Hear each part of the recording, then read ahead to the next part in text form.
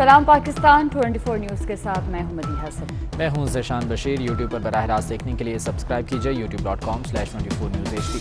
Headlines आप जान चुके, खबरों की तफसीलात के जाने बढ़ते हैं। वफाकी वज़ीर ख़ज़ाना शौकत तरीन का कहना है कि IMF ने इस बार पाकिस्तान के साथ सख्त रवैया अपनाया। वज़ीर आज़म की बेहतर पॉलिसी के बाइस मईशत का ज़्यादा नुकसान नहीं हुआ। उन्होंने कहा कि तनख्वाहदार तबके पर टैक्स बढ़ाने की IMF की तजवीज़ कबूल नहीं की। कोरोना मुल्क की मईशत पर असरअंदाज हुआ। हुकूमत की तवज्जो अब महंगाई कम करने पर होगी। IMF की जो कंडीशंस आप कह रहे हैं कि फैटफ वाली, तो मेरे नज़र में तो ऐसी नहीं चीज़ कोई नहीं गुजरी। लेकिन हैविंग सेड दैट, हम फैटफ की कंडीशंस को ऑलमोस्ट मीट कर चुके हैं। तो हमें उम्मीद है कि अभी ये जून की मीटिंग जो होंगी तो इंशाल्लाह हमें फेवरेबल उस पर रिस्पांस मिलेगा। हमारा जो इस वक्त जो डेट पेमेंट्स हैं वो काफ़ी ज़्यादा हैं, और वो ज़्यादा हुई बिकॉज हमने इंटरेस्ट जो है रेट्स बढ़ा दिए थे। तो हम जो निचली जो 40-45% जो हमारी पॉपुलेशन है उसको सब्सिडाइज करेंगे। Overseas Pakistanis love Imran Khan, वो इमरान खान की वजह से पैसे ज़्यादा से ज़्यादा भेज रहे हैं। इस वक्त तो हमें उसने संभाला है, लेकिन हमने एवेंचुअली एक्सपोर्ट्स बढ़ाने हैं। कोई टैक्सेस इंक्रीज कर दें, जो सैलरीड वाले हैं या जो जिनकी इनकम्स हैं उनको और टैक्स कर दें।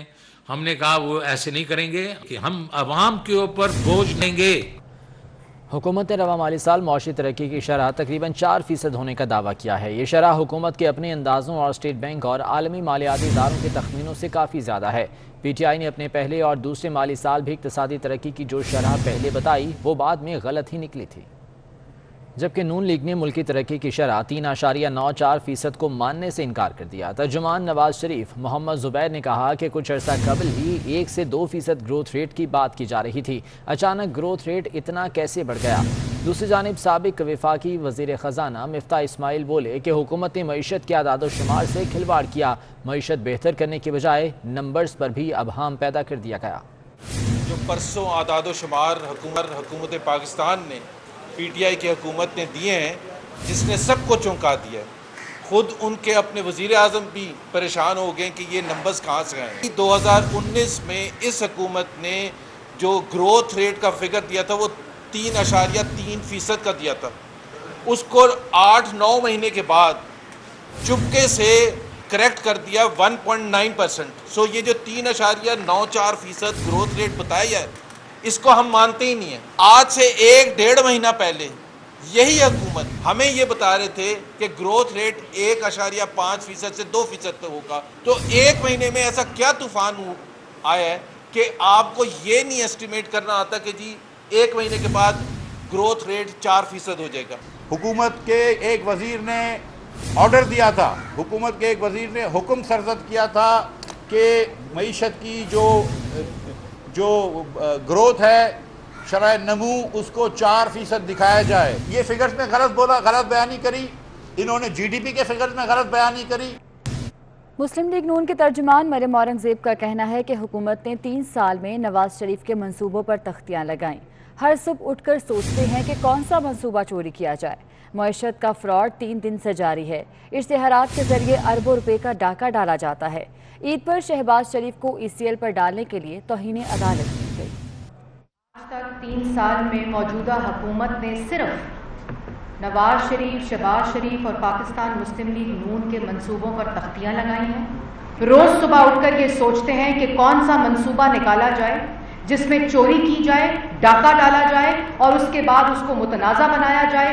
ईद के पहले, ईद के बाद, ईद के ऊपर तो शहबाज शरीफ साहब को ECL पे डालने के लिए तौहीन अदालत की गई, लेकिन ईद के पहले दिन जो वर्किंग डे था उसका पहला घंटा इस्तेमाल हुआ शहबाज शरीफ को ECL पे डालने के लिए। चेयरमैन पीपल्स पार्टी बिलावल भुट्टो सरदारी ने इमरान खान को मुल्की तारीख का सबसे बड़ा मौशी मुजरिम करार दे दिया।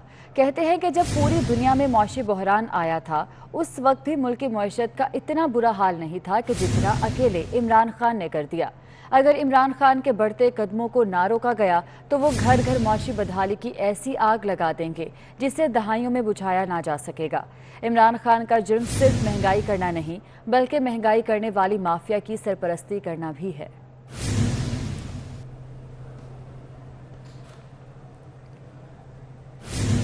وزیر اعلیٰ سندھ مراد علی شاہ کہتے ہیں کہ انہیں بلوچستان سے لڑانے کی باتیں کی جا رہی ہیں۔ بلوچستان کو اس کے حصے سے زیادہ پانی دیا گیا، اس سال پانی کی کمی ہے، کم پانی بھی صوبوں کو برابری کی سطح پر ملنا چاہیے۔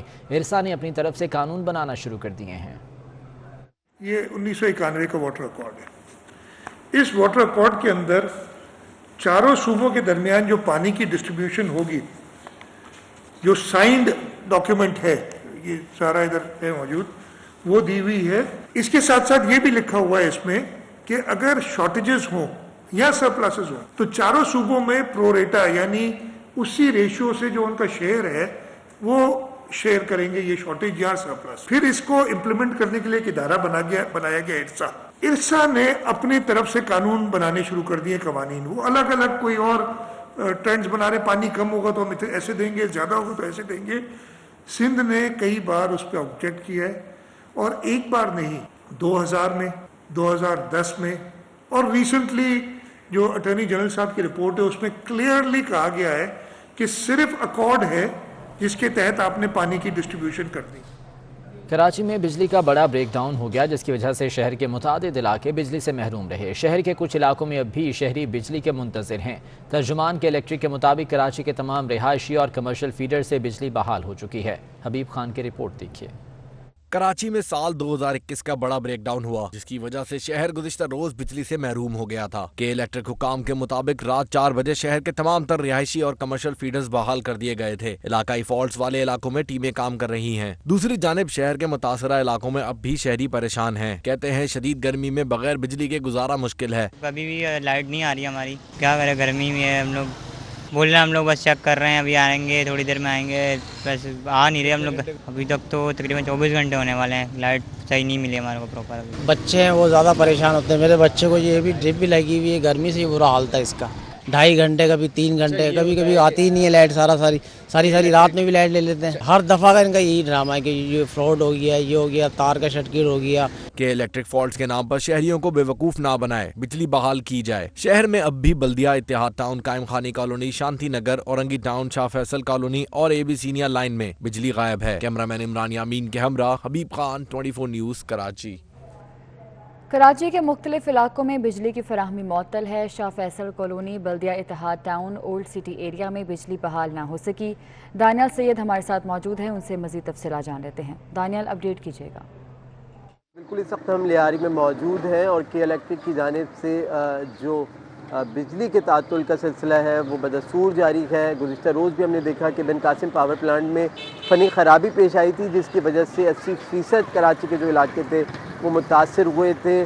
رات گئے جو کراچی کے 22% علاقہ تھا وہ متاثر رہا۔ اس کے بعد وقفے سے ان متاثرہ علاقوں میں بجلی کی فراوانی کو یقینی بنایا گیا، لیکن صبح سے کراچی کے بیشتر علاقے ہیں جن میں old city area, Surjani town, north Karachi, اسی طریقے سے لانڈی، قائد آباد، ملیر کے علاقے، شاہ فیصل کالونی، جہاں پر بجلی کی آنکھ مچولی کا سلسلہ جاری رہا۔ اولڈ سٹی ایریا میں کئی گھنٹوں سے بجلی غائب رہی، کہیں 4 گھنٹے، کہیں 5 گھنٹے بجلی جو ہے وہ غائب رہی، جس کی وجہ سے شدید گرمی کے عالم میں شہری بلبلا اٹھے ہیں۔ شہریوں کا کے الیکٹرک حکام سے مطالبہ ہے کہ وہ فوری طور پر جو متاثرہ علاقے ہیں جہاں پر بجلی کی غیر اعلانیہ لوڈ شیڈنگ جاری ہے، ان علاقوں میں بجلی کی روانی کو بحال کرنے کے لیے کے الیکٹرک فوری طور پر عملی اقدامات کرے۔ ٹھیک ہے، بہت شکریہ آپ کا۔ سابق وزیر داخلہ چودھری نثار علی خان نے پنجاب اسمبلی سے کل حلف اٹھانے کا فیصلہ کر لیا۔ چودھری نثار کا کہنا ہے کہ حلف اٹھانے کا بنیادی مقصد حلقے میں سیاسی حالات اور محرکات کو کنٹرول کرنا ہے۔ الیکشن کا بائیکاٹ کرنا اور میدان کھلا چھوڑنا بڑی سیاسی غلطی ہوگی۔ چودھری نثار کا کہنا ہے کہ حلف اٹھانے سے قطعی طور پر ان کے موقف یا سوچ میں تبدیلی نہیں آئے گی۔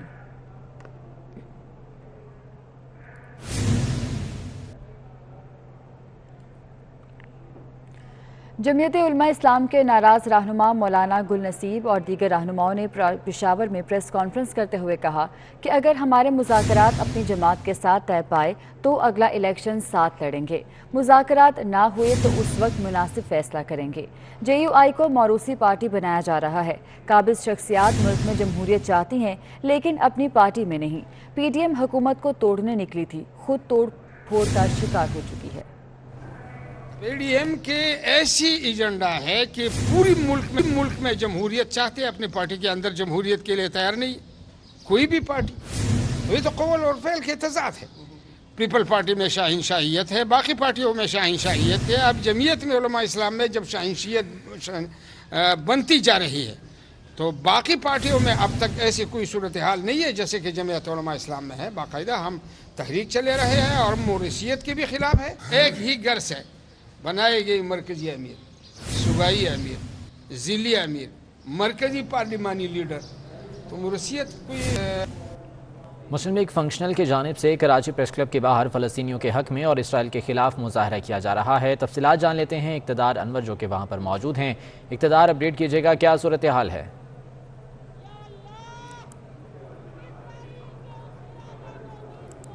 इक़्तिदार अनवर, अगर आप मुझे सुन पा रहे हैं तो बताइएगा, कराची प्रेस क्लब पर एहतजाज का सिलसिला जारी है, क्या सूरत हाल है यहाँ पर?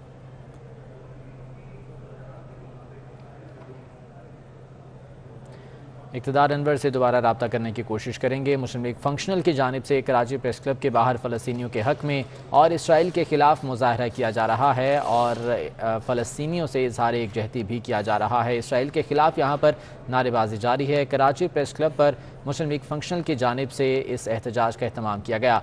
इक़्तिदार अनवर, बताइएगा, आप वहाँ पर मौजूद हैं, क्या सूरत हाल है अभी? आज भी कराची प्रेस क्लब के बाहर जो है मुख्तलिफ सियासी समाजी तंजीमों की जानिब से इस्राइल जुल्म सितम के खिलाफ जो है मुजाहरों का सिलसिला जारी है। इस तरह मुस्लिम लीग फंक्शनल की जानिब से जरा जारी है कि जिसके अंदर नुसरत सहर अब्बासी जो है अपने ख्यालात का इजहार कर रही है। इससे पहले आज कराची ताजी इत्तेहाद, जमीयत उलमा इस्लाम, शाह अहमद दुरानी ग्रुप, अंजुमन तलबा इस्लाम और दीगर तंजीमों की जानिब से जो है वो फलस्तीन से यकजहती के लिए मुजाहरे किए गए। तमाम लोगों का यही कहना है कि इसराइल को अपनी जुल्म बर्बरियत का खात्मा करना होगा, फलस्तीनियों को हक़ आज़ादी देना होगा। उनका ये कहना है कि पाकिस्तानी कौम मुश्किल घड़ी में अपने फलस्तीनी भाइयों के साथ है, उनके शाना बशर है और आलमी बरादरी को भी बिला आखिर फलस्तीनियों के हकूक़ को तस्लीम करना होगा। ठीक है, बहुत शुक्रिया अपडेट करने के लिए। वज़ीर आज़म इमरान खान की ज़ेर सदारत कोर कमेटी का इजलास हुआ। इजलास में कश्मीर और बल्दियाती इंतखाबात पर मुशावरत की गई। वज़ीर आज़म का कहना था कि किसी को नहीं छोड़ूंगा, सबका एहतसाब होगा। कोई ना समझे कि वो मुझे ब्लैकमेल कर सकता है। मेरी हुकूमत बेशक चली जाए, असूलों पर समझौता नहीं करूंगा, सबका एहतसाब होगा, किसी को NRO नहीं दूंगा। तफसीलात जान लेते हैं। अवैस कियानी हमारे साथ मौजूद हैं। अवैस, बताइएगा, इजलास का अहवाल क्या रहा?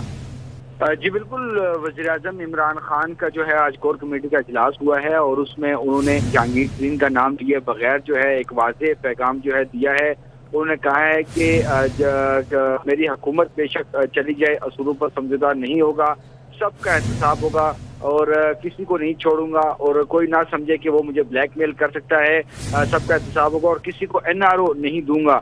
जो चीनी इन्वेस्टर्स हैं उनके हवाले से आज फैसला लिया गया है कि उनके जो वीज़े हैं वो 1 साल के बजाय 2 साल जो है वो किए जाएंगे।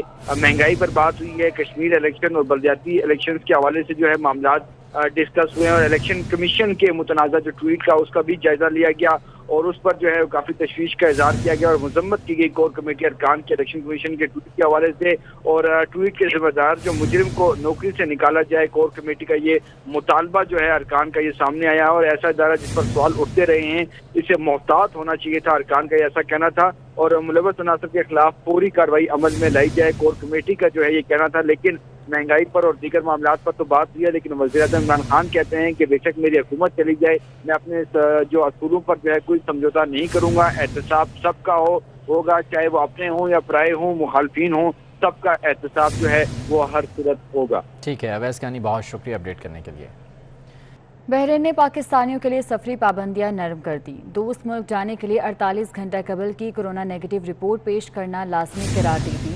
भारत, बांग्लादेश, श्रीलंका और नेपाल के लिए भी नई एडवाइजरी जारी कर दी गई।